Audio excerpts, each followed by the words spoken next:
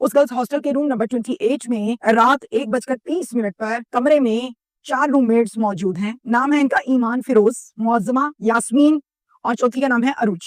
ये चारों लड़कियां अपने कमरे में मौजूद हैं और रूममेट्स हैं। पहली है जी ईमान फिरोज। ईमान फिरोज जो है वो रात 1:30 पर अपने रूम से बाहर निकली। 15 ही सेकंड में चीखती, घबराई और शोर मचाते हुए वापस अपने कमरे में आ गई। पीछे पीछे एक लड़का आ रहा है, उसके हाथ में पिस्टल है, वो पिस्टल लहराता हुआ इसके पीछे पीछे कमरे में आ गया, कमरे में घुस गया जहां पहले से 3 लड़कियां मौजूद है और चौथी ईमान फिरोज है। क्या करता है, बार बार लड़कियों को गन दिखाता है और ईमान को सीधे 2 फायर मार देता है और फिर वहां से फरार हो जाता है। फायर की आवाज से लड़कियां जो मौजूद थी वो बहुत डर गई। वहां का जो स्टाफ था सोया हुआ, वो सारे का सारा उठ गया, जाग गया। और इसी वकूए की तस्वीर और वीडियोस जो हैं वो मैंने देखी है।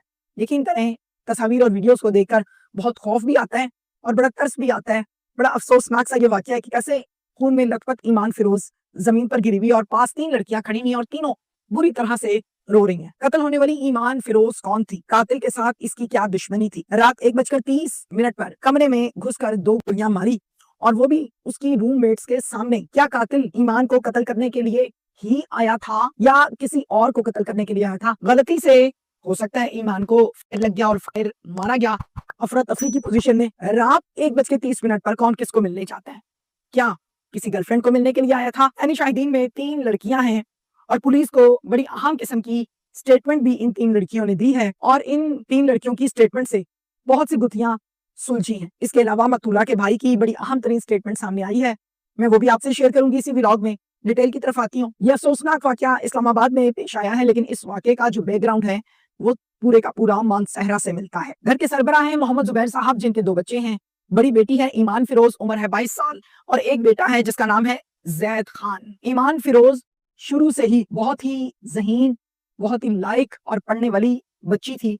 बल्कि ग्रेड्स की, मार्क्स की बात करें तो हर मर्तबा इसकी स्कूल में भी टॉप 3 पोजीशंस में पोजीशन आती थी। अपनी स्कूलिंग इसने कंप्लीट की, फिर कॉलेज में एडमिशन लिया, कॉलेज कंप्लीट किया तमाम का तमाम मानसहरा से। उसके बाद इसने इंटरनेशनल इस्लामिक यूनिवर्सिटी में 4 ईयर प्रोग्राम के लिए एडमिशन लिया और ये यूनिवर्सिटी इस्लामाबाद में मौजूद थी। इस्लामाबाद में अब इनका कोई रिश्तेदार नहीं रहता, रहे तो कहाँ रहे।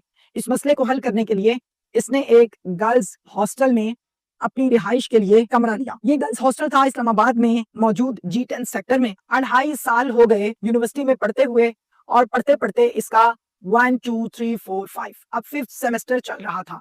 एक सेमेस्टर होता है जनाब 6 माह का, तो ये थी अपने 5th सेमेस्टर के अंदर। अब मैं मकूए की तरफ आती हूँ। 19 अप्रैल रात 12:15 पर लड़का हॉस्टल की दीवार को जंप करके फलांग कर अंदर आता है और 1.5 घंटे तक हॉस्टल के अंदर रहता है। एक